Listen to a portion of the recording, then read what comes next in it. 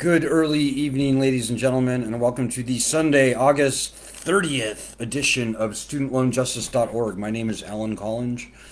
I'm the founder of Student Loan Justice. We are the oldest, largest, and really only legitimate citizens group actually fighting for student loan justice. So we've been featured, first of all, we've been around for 15 years now. We've been featured on 60 Minutes in the New York Times, Los Angeles Times, in the Boston Globe, in the San Francisco Chronicle, in Forbes magazine, in Rolling Stone cover story, in Vice News, Fast Company, NPR, PBS, you name it. We've probably been on that show at one point or another. We have been living and breathing the student loan issue since 2005.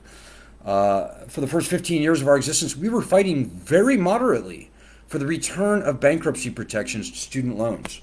The founding fathers called for uniform bankruptcy laws in the Constitution ahead of the power to declare war and build an army and build a navy, by the way. And those have been taken. Those have been stripped uniquely from student loans. So for 15 years, we fought really hard. We got many bills introduced into both House and Senate. And Congress failed us. Congress, and I should say the presidents, since that time, George Bush, Barack Obama, etc., Donald Trump, have failed us to this point. And now it is a failed lending system. So we started a petition in March calling for the cancellation of all federal student loans by executive order. It turns out the president can cancel all federally owned student loans. That's 85% of all student loan debt by executive order. He can do this without needing one dime of tax appropriation from Congress, and without adding one penny to the national debt. This is by far and away the best way to stimulate the economy. It's the cheapest, it's the easiest, doesn't add anything to the national debt. That's what we are now pushing for. And I'm very glad to say that we have like 560 something thousand signatures on this petition. So it's really important, certainly between now and the election, that we get as many signatures on this petition as we possibly can. So anyways, I've got a few announcements to make. I'm here in Wisconsin. We were at the Democratic National Convention and got all over the news here in Wisconsin last week. That was great. We've also got two media requests right now. One national and one local. We're looking for people in the Chicagoland area who have student loans, would like to be interviewed about them, and also say a few words about what they will do when the loans are canceled. So this is something that's going to be happening, and this is a Chicago news station, one of the big ones, one of the local regional news stations there. So if that's you or somebody you know, have them contact us. We're also working on a national story right now with a very well-known network. And I think we've got enough interviews for that. We got like many dozens in there, so we're okay on that. And by the way, we really need more media coverage on this petition. You can help with that. You yourself can call a news organization and say, hey, you should really contact this organization about this petition. Because nobody else is proposing loan cancellation, student loan cancellation, in a way that will actually work. That's so important, guys. You really need to understand that all the stuff we're seeing from the various presidential candidates, from members of Congress, every single one of those loan cancellation plans is doomed to fail. It just is. And I can explain that later if you're interested. By the way, if you have any questions or comments as we go forward, throw them out, please. I'd much rather talk with you than be up here sitting, talking like a talking head. I don't like that. So if you have any questions or comments, feel free to throw them out, and hopefully I will see them. Tonight, I want to talk a little bit about the haters. And believe me, folks, we've been doing this for many years, and things have gotten way better. I did an hour-long call-in show in like 2009 on NPR. It was the Tom Ashbrook show. It was an hour-long call-in show. And so, historically, Republicans have kind of been the bad guys on this issue. Democrats have kind of been the good guys.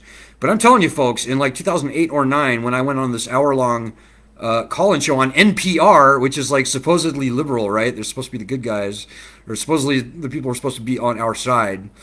I just got skewered by over half of the comments were like, if you borrow money, you really need to pay it back.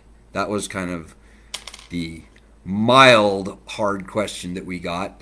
And some of them were far worse, and certainly if you've read any of the media on this issue recently, particularly on Facebook and elsewhere, and depending on where you read an article, you will see that there is a very, I'd say, pretty well-defined throng of haters, where if you even just mention college or college students, they automatically are like, I hate college students. I didn't go to college, and fuck those college students, pardon my French. But that's really their attitude. And maybe they did go to college, and there's other people that were like, when I was a boy, I put myself through college, and I worked 3 jobs, and I didn't take any loans, and you need to just pull yourself up by your bootstraps and pay your loans, because you borrowed the money. It's you're responsible to pay it back. And there's other people that said, I just finished paying off my student loans, and it was a real pain in the ass. So why should I now, the taxpayers, pay for your student loans? You took the money out. You have to repay it. So, first of all, folks, let me just say, number one, this is a failed lending system. It's failed. It's done. It's toast. And nothing that anybody can do, say, think, feel, emote, make a meme about, nothing that anybody can say, including the haters, will alter the fact that 80% of all student loan borrowers will never be able to repay their loans. The default rate for 2004 students is over 40%. People say 40, but it's actually over 40. And they were only borrowing a third of what's being borrowed today. And by the way, that 80% figure, that's not me saying that. That is the former, recently resigned head of the federal student loan program.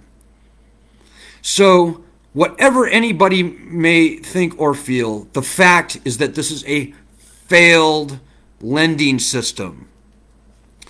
Okay, so, but let us take on all of these criticisms that I just mentioned, one by one.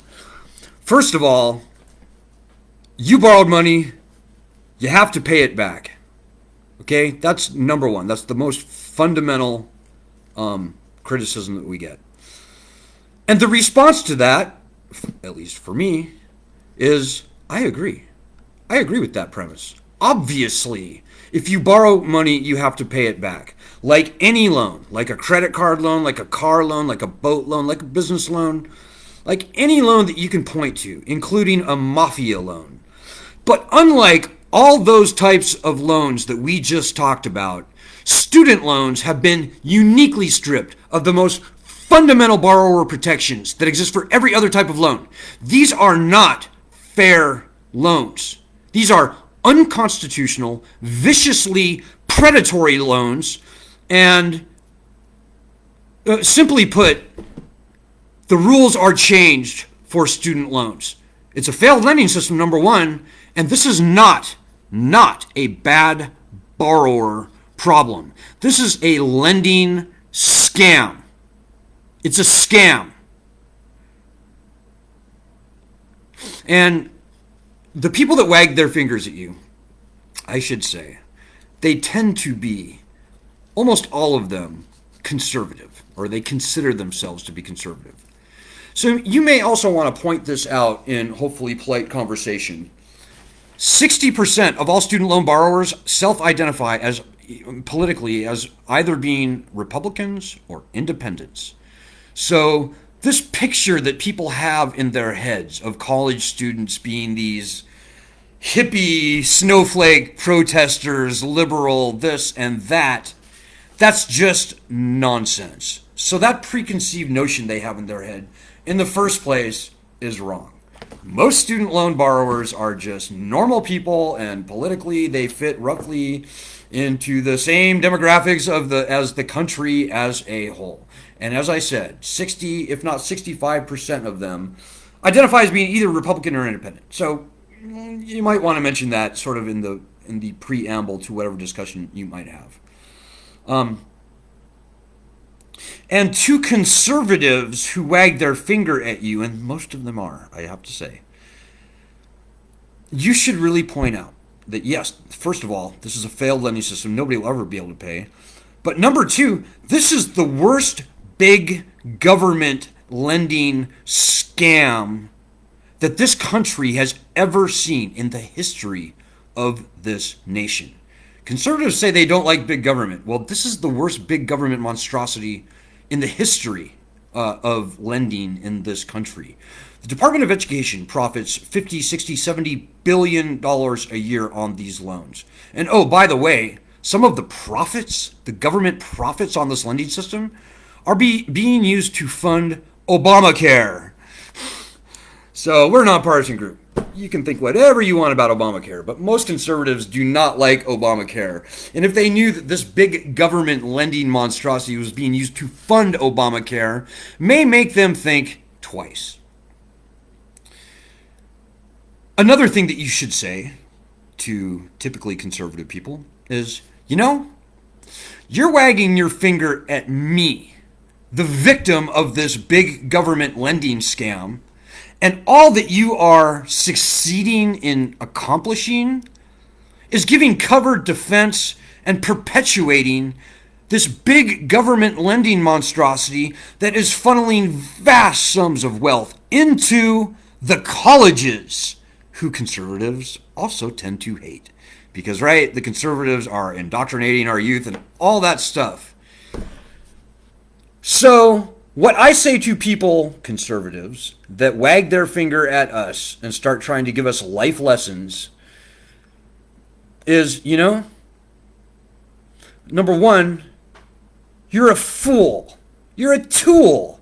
You don't even realize that you are being used as a tool to give cover and defense to the colleges who want no changes in this, and to the federal government that is profiting billions of dollars, tens of billions of dollars a year off of this big government monstrosity. So the more times you can repeat big government monstrosity, probably the better. Now, even still, a lot of the knee-jerk conservatives and others that like to wag their fingers at us, and I hate to say this, but it's just a fact, that so many of them say, I did it I did it the right way. I joined the military, and they paid for my school, and and you should join the military. And shame on you for wanting to suck out of the taxpayers, etc. Well, let's think about something. How much taxpayer money does it cost to put a guy through boot camp, to equip him, to give him his guns and all his toys?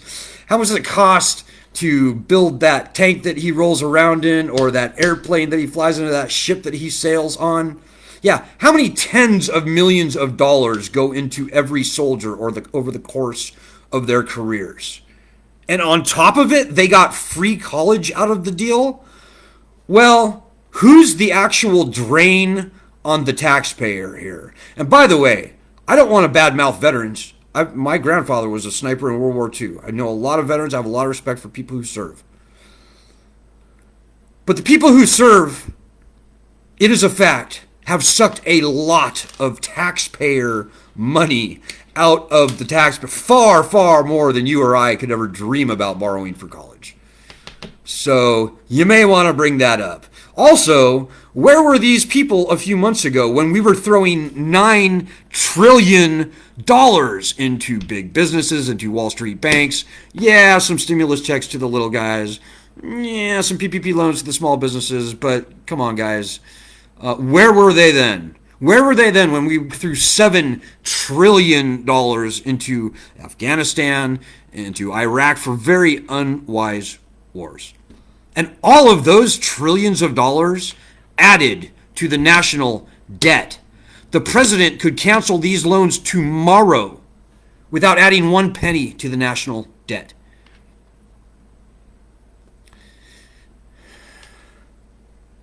So I like to whip out all of those comments as appropriate to the people who decide that they're going to hate on us.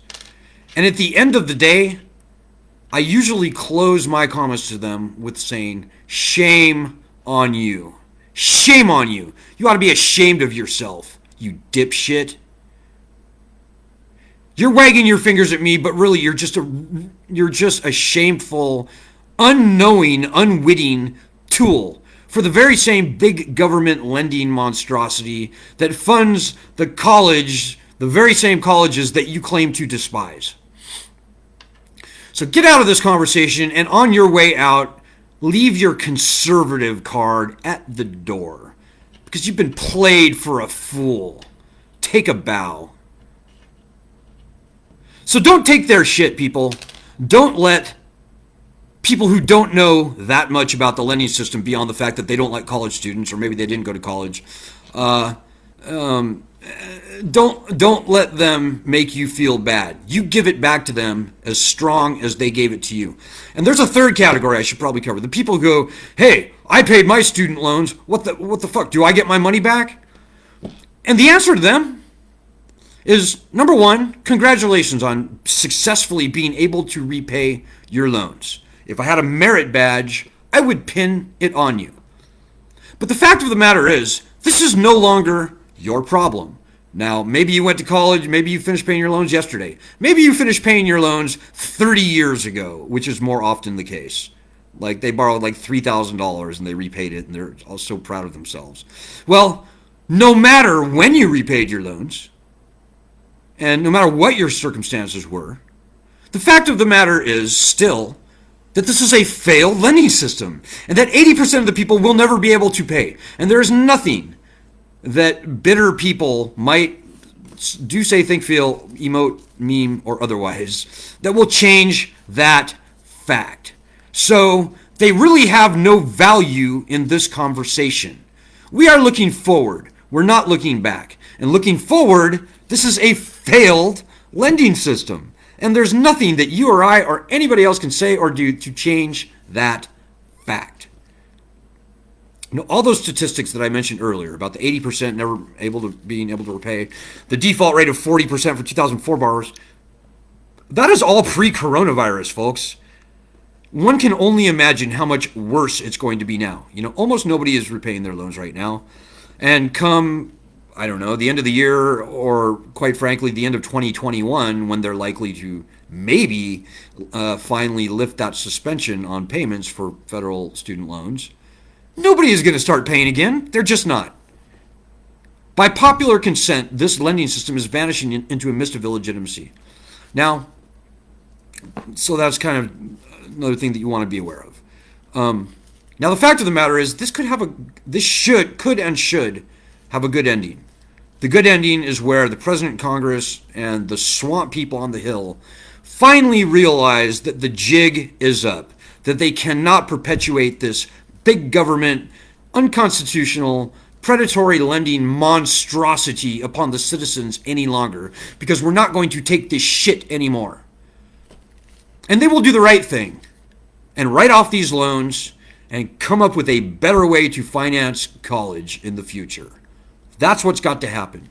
But you know, this could also have a bad ending, folks. The bad ending is where the swamp people have their way and they ramp up their collection efforts in what is looking like it'll be a 80% plus default rate, start repossessing people's real property, liening their property, suing them in court, getting judgments against them, maybe even taking them off in arrest.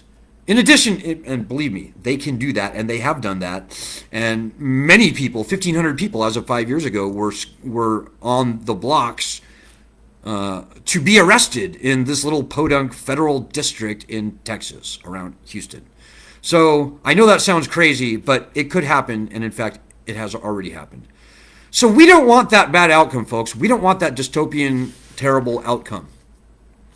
And in order to avoid that outcome, we need to fight.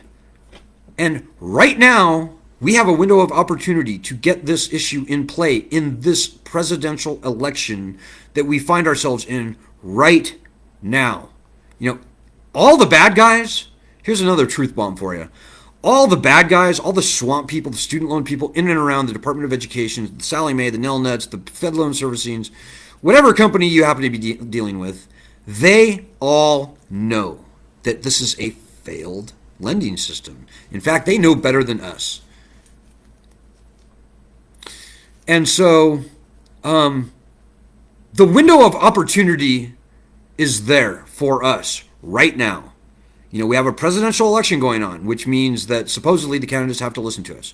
And to our great credit, we have been able not only to get Joe Biden, us, our group, me, and other people in this group, key people, like Ed McKinley and others, we have been able to get not only, number one, bankruptcy on the table in this presidential race. In other words, Elizabeth Warren would not have put bankruptcy into her agenda but for us. And she would not have pledged to return bankruptcy to student loans by executive order but for our efforts. And by the way, Joe Biden adopted her bankruptcy plan. So by extension, but for our efforts, we would be nowhere right now in this election. But we are somewhere. Joe Biden is at least on the map. And don't get me wrong, folks, his loan cancellation plan sucks. It will never work. And frankly, I don't trust him as further than I can bull him, even though they have bankruptcy in writing on their presidential on their website for their agenda. But we've got a lot more pushing to go, folks. Elizabeth Warren pledged that as president, she would return bankruptcy protection to student loans on day one by executive order. Joe Biden needs to make that same pledge, and we are pushing him right now to do that. And we've got 2 months before the election. There are 55 million voters in the country with student loans. 44 million of those voters are in that 80 percentile. They'll never be able to repay. They're either unable to pay now, or they're paying and their balance is going up. Those people vote, and they should be on our side. And they can turn that election, they meaning we, can turn that election from a loss into a landslide and vice versa. So we carry a very big stick in this presidential election. And I should also say that I happen to know on very good word that both the Trump administration, in fact, people in the very innermost circles of his administration, I'm not going to say any names, and similarly, people at the very top of Joe Biden's campaign team are very aware not only of our call for them to pledge to return bankruptcy by executive order, but also more recently have been made very aware and are considering our proposal calling on the president, whether it's Donald Trump or the next, to cancel student loans, cancel them by executive order. Donald Trump, as president, could do this tomorrow. He could do it before the election. And would that not be a good thing? Would it not be a great thing to have your loans disappear by November 3rd? That's like a little more than 2 months away, folks. It is a possibility. It's not a great possibility right now, but the future is not set. What this possibility depends on, as far as the probability, depends on how hard we fight. And I'm not kidding you. It really does depend on how hard we, you and me, you sitting there, fight. I'm fighting hard. I hope that you can tell that. Every day I wake up, I think, how can we get this problem done? Every night I go to bed, I think, how can we get this problem done? All during the waking hours, I'm doing what I think I can possibly do to get this problem done. You need to be devoting some time into this too, because these are your loans and this is your problem. And, on any given day, it's not just me, by the way, on any given day, probably a few hundred people in our group are actually doing stuff. They're calling reporters and telling them to report on our petition. They're boosting the petition. So if you go to change.org/cancel student loans, you can see where to promote the petition. They're pasting the link to the petition everywhere they can think of. They're calling senators and congressmen and pushing them very hard to co-sponsor S1414, HR 2648. These are the two bills in the Senate and the House S1414 in the Senate, HR 2648 in the House, that will return bankruptcy protections to student loans. These bills could be passed by the end of the year. Any given day, hundreds of people in our group are fighting towards those ends. So, number one, loan cancellation. Number two, bankruptcy by any means necessary, whether it's by legislation, what I just said, or whether it's by executive order. So there's no shortage of work that needs to be done, but what we do need is way more people to be doing that work. So if you're sitting there and saying, oh, I hope, and I sit there and I wait and I watch and I worry and I hope that somebody else is going to do all that stuff that that guy just said, it ain't going to happen. You sitting there have got to get off your ass, own this problem, and be the change you want to see, as corny as that may sound. And again, as corny as it may sound, the nation actually needs you on this. You know, this is a grave national threat.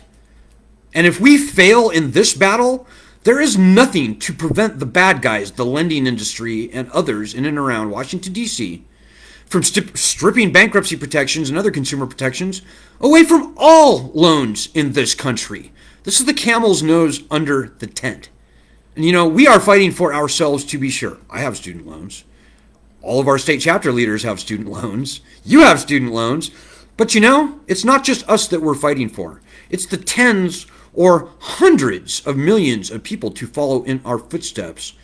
Not to mention the hundreds of millions of people in this country, the 99% of this population who are very vulnerable to being preyed upon in other lending industries.